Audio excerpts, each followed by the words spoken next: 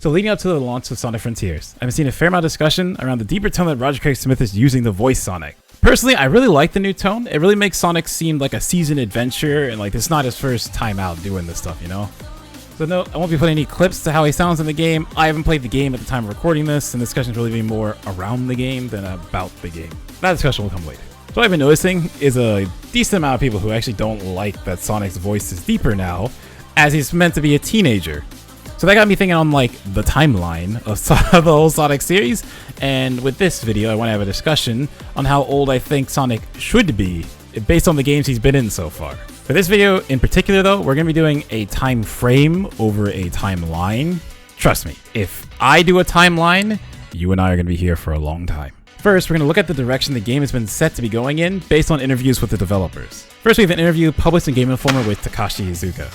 Ian Flynn also drops in various references to other games in the series. According to Iizuka, these short voice lines, such as the one where Sonic talks about how the Kronos Islands would be a great location for a child garden, are meant to establish that not only is this a continuation of the Sonic story we know from previous titles, but that it is the latest game on the Sonic timeline.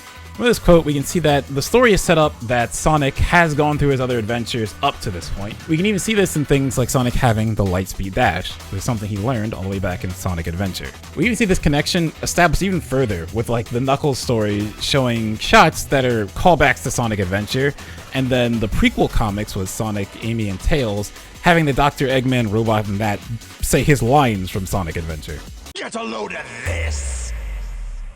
There's also one interview I saw that commented directly on Sonic's voice direction in this game as well. Throughout my gameplay session, I noticed that Sonic's deep voice was way more pronounced than it was in the game's story trailer. The more that Sonic spoke, the more I felt puberty hit him like a ton of bricks. Despite being canonically 15 for most of his career, get to that later, he sounds less like a cartoon character and more grown up, like an actor reminiscent of Will Smith shifting from comedy to drama. He's still voiced by Roger Craig Smith, but I understand that Sonic's voice was deepened to match the gravity of the situation in which the Blue Bear finds himself and the seriousness of his new environment. Iizuka established that the vocal shift is circumstantial, if not a permanent change to Sonic's character. For Sonic Frontiers, the kind of game situation, it's different. It's not the usual like fun and pop and really kind of bright cartoony performance that is easily had, he said. I wanted to have a much more serious tone and a lot more mysterious nature to the entire world and the performances.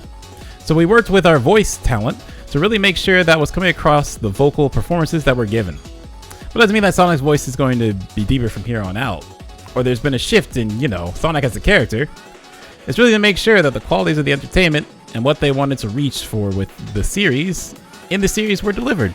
So two things with this interview. The first is, while I like that they're trying a more serious tone for Sonic in this game, the end of that where it's like, oh, and maybe voice won't stay this way, just feels like a way that they can go back if fans don't like it. And the second thing is that I don't actually have a source for this one. I got it from a tweet. So if anyone knows the source, please let me know in the comments, because I would actually like to go read the whole thing. So now we're going to try and define a time frame of canon Sonic games. To accomplish this, we're going to have to root ourselves into a basis of what is considered canon and what is not when discussing the timeline of events of all the Sonic games so far.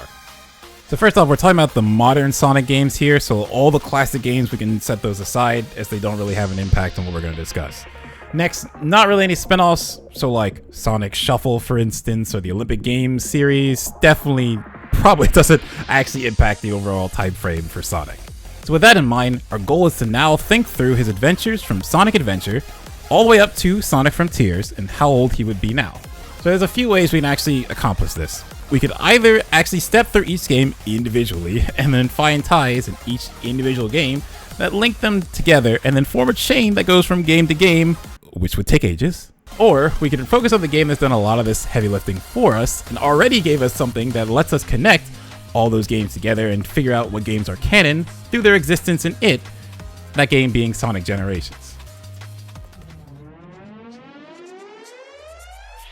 For those of you who are newer to the Sonic series, as this game did come out in 2011, Sonic Generations serves as the 20th anniversary game for the Sonic franchise and pays homage to 20 years of gaming history for the Blue Bird. So all the stages in Sonic Generations are based on old stages in older Sonic games, with each of those stages having both a modern and a classic version of it. So the games represented in the console version of Sonic Generations were Sonic 1, Sonic 2, Sonic 3 and Knuckles, Sonic Adventure, Sonic Adventure 2, Sonic Heroes, Sonic 06, Sonic Unleashed, and Sonic Colors. The 3DS version of Sonic Generations also had some handheld titles like Sonic 1, 2, 3 and Knuckles Adventure, Adventure 2, Colors. Oh, but it had Sonic Rush. And beyond the stages and Generations, it also had some references to other games and cutscenes and things in the background, such as both the storybook games, so Sonic and the Secret Rings and Sonic and the Black Knight, Sonic the Fighters, and Sonic Rush Adventure. So as you can see, Generations is a very easy game to use when trying to route the other Sonic games to something, as it ties into a large majority of them, including even Sonic Chronicles, though I'm fairly certain the game is not considered canon anymore, even though it pains me very much. Now, seeing how this game came out over a decade ago, it's definitely not the most recent game in the series. So we need to talk about the games that came out after it, and look at how we can link those games to this one and other games in the series, so we can keep moving towards our goal. So the 3 games that launched post-Sonic Generations are Sonic Lost World, Sonic Boom Rise of Lyric, and Sonic Forces.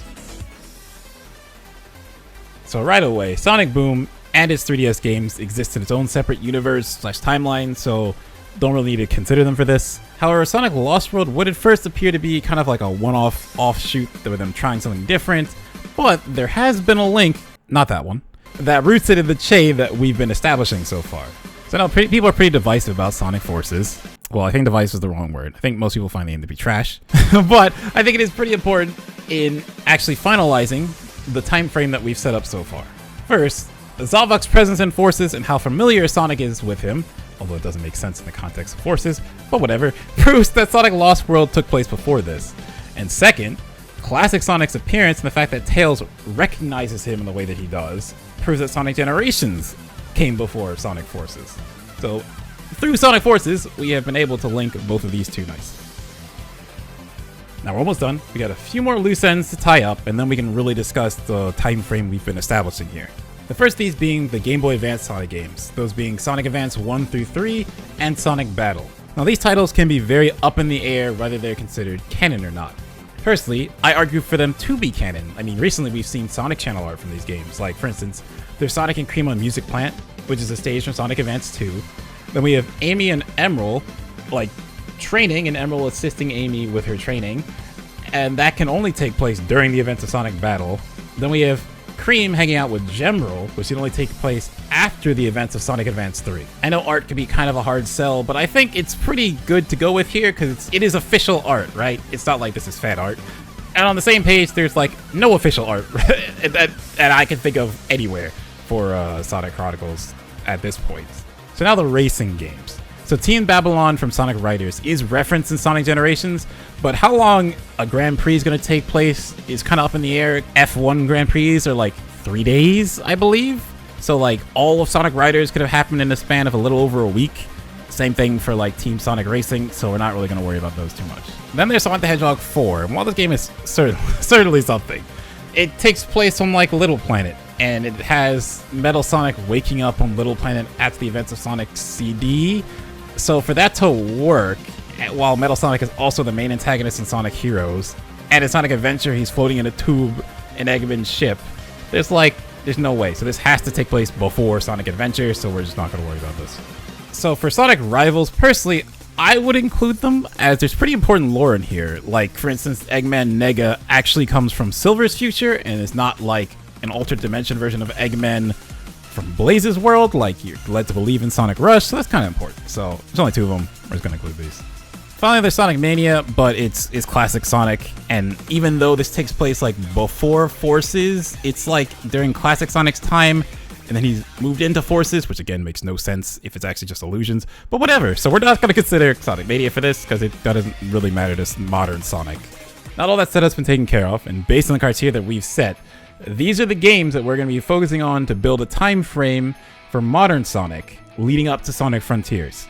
As a note, these are just put in game release for convenience sake, because again, making an actual timeline would take ages.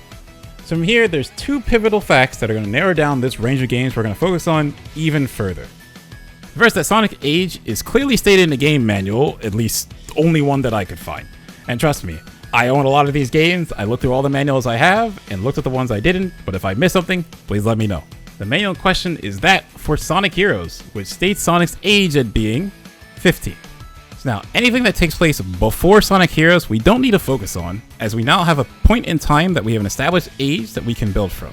So now the second fact is that we know the setup for Sonic Generations is that Tails and the gang are throwing Sonic a surprise birthday party, which means he must be a year older if he's having a birthday party.